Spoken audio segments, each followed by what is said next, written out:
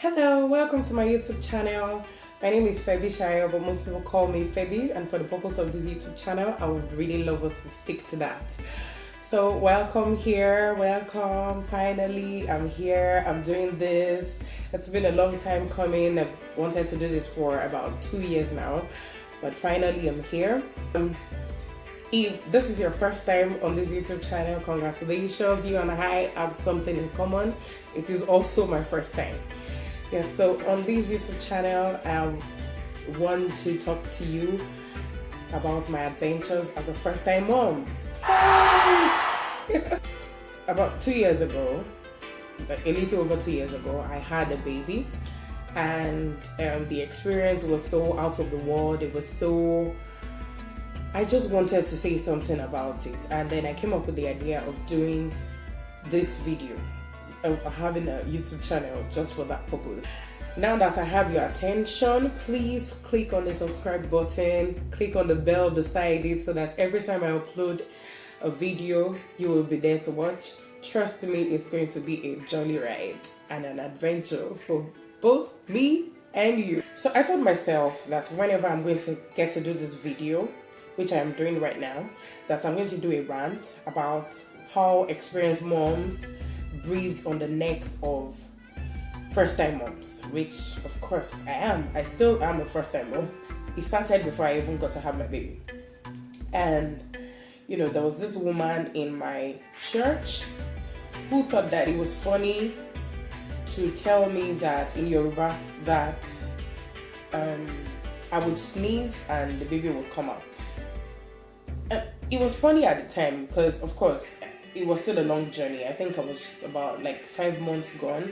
I was already showing and everyone just had fun because I used to have fun with pregnant women. Most of the time I do it to make them feel good, but well, maybe that was what the woman was doing at the time. So it was funny. And she already had 3 kids. They were all, her last born was already in higher institution. So it was fun. I would laugh about it. She works in the hospital, so every time I would go for antenatal, I would always see her, and it was just fun. It was funny. Let me put it that way. It was funny at the time.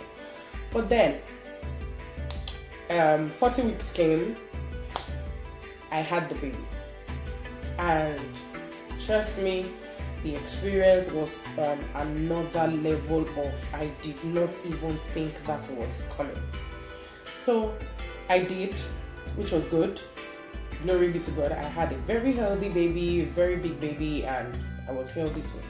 So I had my baby in the early hours of Sunday morning, and it took like a few hours for people to hear about it, and they just started coming to wish me well, to pray for me, which was good. I enjoyed every part of it, and grateful to God that I have supportive people around me. And this woman came with them, and you know, I thought that at that point, of course everyone knew that nothing of that sort was funny anymore.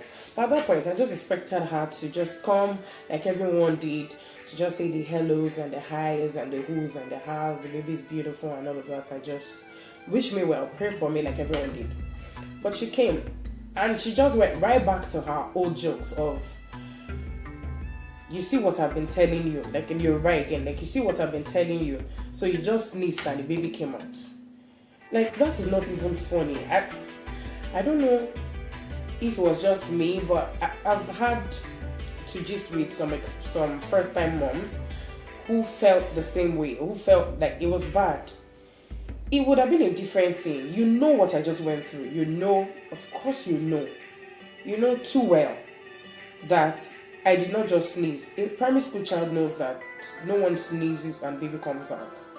But you would rather make fun of that moment when I was not even ready to take jokes. Like, it was just, I don't know, it was just misplaced. The joke was misplaced. But I don't think it was about a joke at all. I think it's a thing that experienced mom always do to first-time moms, which I don't think is right in any form of way. I think it's a code. Like, I did not get help. No one told me how it was going to be, so you shouldn't get to know about it too. I think it's just a good thing to give us a head start tell me that, oh, it's going to hurt, it's going to be this, it's going to be that, I think I can live with it. Like, I did the same thing for a younger friend of mine when she was going to have a baby. What I did basically for her was I shared my experience. And after she had a baby, I had a talk with her where she told me that it was really helpful that I did that because every time the pain felt like it was unbearable, she knew that she had to brace herself up, that like that wasn't the peak. And by the time she had the baby, she was like, oh, so that's it. Another experience I had, which was not palatable at all, was when my baby was like 3 months old. And I took her to church. And while we were dressing up at home to go to church, she had this rash on her forehead. And I was going by the explanations that my mom gave to me about when I was a baby and I had a rash on my head. And she told me that she would just put my hair in buns so that the heat wouldn't be too much and wouldn't give me more rash. So I was just going by that, her own experience. And I was working with it, so I put my baby's hair in tiny buns, and I took her to church. From the door, someone just took the baby from me, and she just kept going from hand to hand to hand to hand, and all I just get to do was watch, which was fine because it was really helpful. You know, it's not so much fun when you're the only one holding your baby, your chest, your back, everything will hurt. So it was fun for me, but at some point during the service, I just looked up and I knew it was my baby. Of course I knew it was my baby, but it was shocking to me because all of the ribbons on her head was gone, like all of it. And that wasn't the worst part. Her hair was combed through. So I walked up to this woman who was holding the baby and I'm like, like, well done, ma. Kilo shele. Like, basically, I brought a baby who was looking really pretty with a lot of colorful ribbons on the head to church, and I don't know whose baby this is. So I'm like, what happened? And the woman goes, like, fashion is going to kill you. Me, I've removed it. No. God knows, till service ended that day, no one else touched my child. I could not even express my displeasure. I practically snatched my baby out of her hands. Only God knows where she got the comb from. Why is it that experienced moms do not respect privacy? That is my privacy. How would you take my child? How would you feel if your daughter had braids? Because I think our daughter was about 3 years old at the time. I'm like, how would you feel if your daughter had braids on? And I'm like, it's too tight. And I put a cotton comb through it and I took it all out and combed the hair out. How would you feel? The very last one I'm going to share is I think my baby was really small, about a month old or so, and I needed to pick something from my office. It was closing hours, so there wasn't so many people around. So my car was parked outside. My mom was in a car with the baby, and I think I was just by the front of the car. I was waiting for someone to bring something to me. And then this woman just came out of the blues and saw us. I was like, wow, you've had your baby. Fine baby. You're so beautiful. You don't even look like your mommy. Yeah, she doesn't look like me. I'm not angry. Okay, so she goes like that, and then all of a sudden she just switched and said, I will interpret. Like, look how you allow this girl's head to get dry in your hands. I'm like, no, you don't say that. If you were going to say that to me because I'm a first-time mom, of course you think I do not have any experience. So you think I'm dumb, I'm stupid, I'm daft. My mother was sitting there.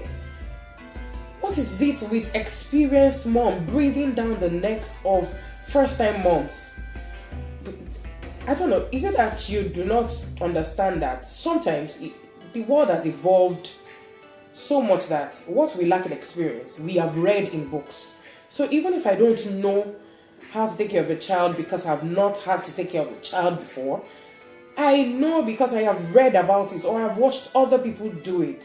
So don't do this because you've had 1, 2, 3, 4 children and then you think that someone who is doing it for the very first time is stupid. No, we're not stupid. A first time mom is not stupid. She's just a first time mom. She's just doing it for the first time. It's just like saying I'm eating sushi for the first time and then you put me down because I am probably, I have a look on my face when I'm chewing it. It is my first time. Let me savor the moment. If you're going to say anything, if I see someone eating shawarma for the first time and the person looks like is unsure of what it tastes like, I think I would want to offer my opinion in such a way that the person does not feel bad that he's doing it for the first time. The person would actually want to savor the moment. Like I could offer my comments, like say, oh, can you feel the chicken in it? Like, did you taste the sausage?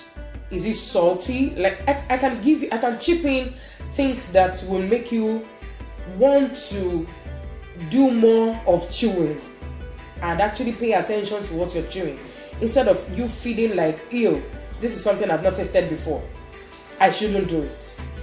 You know, I think that's the same way it should be our mother code now.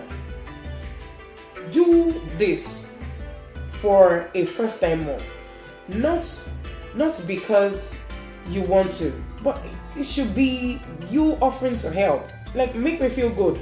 If she had come that day to say, oh, I think the baby's hair is getting dry, apply more oil because it's not supposed to be dry, I would feel good about that. I would understand. But you insulted my mom.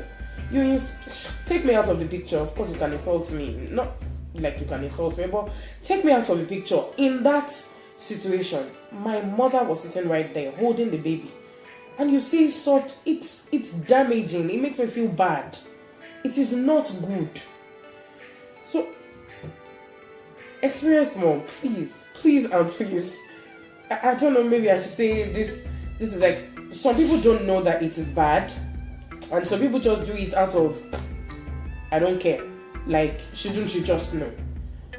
So if you are in the category of people who do not know that it is bad, yes, today, as you're watching this video, you know that it is bad. You don't make us feel good.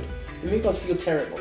You make us feel like we are bad mothers. But there's no bad, don't let me say there's no bad mother anywhere. Of course, some people are bad, maybe just because they are naturally bad.